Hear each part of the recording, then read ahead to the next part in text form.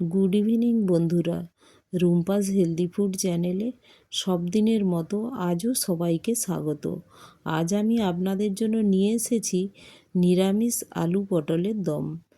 এই পটলটা এই গরমকালে এরকম নিরামিষ সবজি খেতে খুব ভালো লাগে, তাই কিছুটা পটল নিয়ে নিয়েছি আর এটা ভালো করে আমি ধুয়ে নিয়েছি।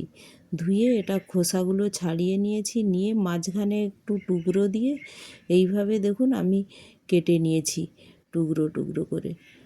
আর পটলটা খুব ফ্রেশ দেখুন। আর নিয়েছি আলু, লবণ, আর ফোড়নের জন্য নিয়েছি লঙ্কা, তেজপাতা, 5 ফোড়ন, নিয়েছি গরম মশলা পাউডার, আদা পেস্ট আর ধনে জিরে পাউডার একসাথে নিয়েছি সরষের তেল আর হলুদ। এখন কড়াই গরম হতে দিয়ে দিলাম। এখন ওই কড়াইয়ের মধ্যে একটু সরষের তেল দিয়ে ওর মধ্যে দিয়ে দিলাম কেটে রাখা পটলগুলোর মধ্যে দিয়ে দিলাম স্বাদ মতো লবণ আর হলুদ দিয়ে আমি এটা নাড়াচাড়া করে এটা স্লো গ্যাসেই আমি একটু ঢেকে ঢেকে ভেজে নেব। এটা খুব কম তেলে আমি রান্না করে দেখাচ্ছি। আপনারাও তো যাদের এটা তেল বেশি খেতে চান না, তারা এইভাবে কম তেলে ঢেকে ঢেকে রান্না করবেন, তো টেস্টটা খুব ভালোই আসে। তো দেখুন এইভাবে আমি সব পটলগুলো লাল লাল করে ভেজে নিয়েছি।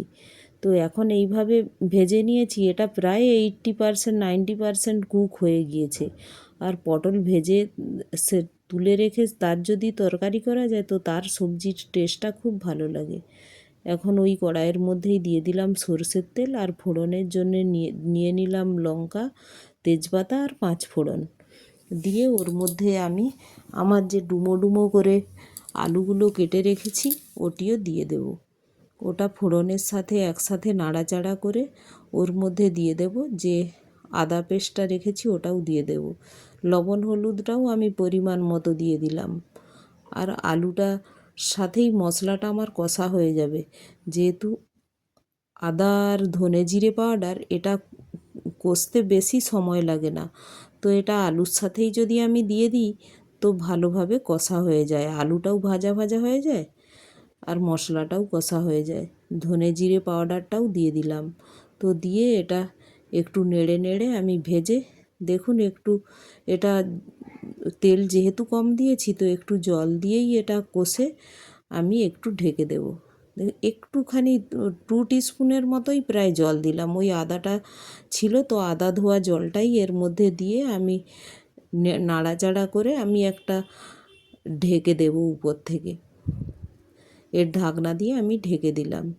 দেখুন এইভাবে ঢেকে রান্না করলে রান্নার ফ্লেভারটা অটুট থাকে। তো এইভাবে আমি ঢেকে দিয়েছিলাম। দেখুন জলটাও এর মধ্যে মশলার সাথে কষা হয়ে গিয়েছে, জলটার মধ্যে কষা হয়ে গিয়েছে আর আলুটার স্মেলটাও খুব সুন্দর আসছে। যেহেতু আদা জিরে ধনের স্মেল ফ্রাই হলে এটা কষার যে স্মেলটা তো পুজো বাড়ির মতোই স্মেল উঠছে। তো রান্না করতে গিয়ে আমার যে ছোটোবেলায় অষ্টম প্রহর বাড়িতে যেতাম এইভাবে আলুর দম আলুর রসা যে খেতাম সেই স্মেলটাই যেন লাগছে আমার নাকে। তো সব পুরানো কথাগুলো মনে পড়ে যাচ্ছে। তো এইভাবে অবশ্যই আপনারাও বানাবেন। দেখুন একটু জল দিয়ে আমি ঢেকে দিয়েছিলাম, যেহেতু আমি দম বানাবো তো মাখা মাখা থাকবে, তাই খুব কম জলেই এটা কুক হতে দিয়েছিলাম। প্রায় 80% কুক হয়ে গিয়েছে আলুগুলো।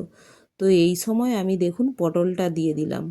পটলটা দিয়ে ঢেকে আমি আবার একটু কুক হতে দেব, যে তো ফ্লেভারটা এই সময় এই পটল ফ্রাই করার যে ফ্লেভার ওর ফ্লেভারটা আর এই সবজির স্মেলটা মিশে খুব সুন্দর হয়ে যায়, একটা অন্যরকমই স্মেল আছে। তো দেখুন এইভাবে আমার নাড়াচাড়া করে আমি ঢেকে দিলাম। এটা আমি প্রায় 2-3 মিনিট কুক হতে দিচ্ছি ঢেকে। তো এখন দেখুন এইভাবে প্রায় কুক হয়ে গিয়েছে। এখন আমি দেখে এটা নাড়াচাড়া করে এর মধ্যে দিয়ে দেব যে গরম মশলা পাউডারটা। দেখুন দেখেই বোঝা যাচ্ছে আলুগুলো সব প্রায় কুক হয়ে গিয়েছে, খুব সফট হয়ে গিয়েছে। তো এখন এর মধ্যে আমি দিয়ে দেব গরম মশলা পাউডার। আর আপনারা এতে ধনে জিরে ফ্রাই করেও দিতে পারেন, যেহেতু এতে ধনে জিরে প্রথমেই দেয়া আছে, তো এটা আমি আর দিচ্ছি না। তো এখন আমি এই গরম মশলা পাউডার দিয়ে নাড়াচাড়া করে আমি এটা গ্যাসটা বন্ধ করে দেব। আর আপনারা একটু চিনিও দিতে পারেন, এতে যেহেতু অনেকটা আলু দেওয়া আছে, তো আমি চিনি দিচ্ছি না। দেখুন রান্নাটা আমার কমপ্লিট। তো অবশ্যই একবার এভাবে বানিয়ে খাবেন। আর আমার রেসিপিগুলো ভালো লাগলে একটি লাইক, শেয়ার ও সাবস্ক্রাইবও করে দেবেন। Thank you.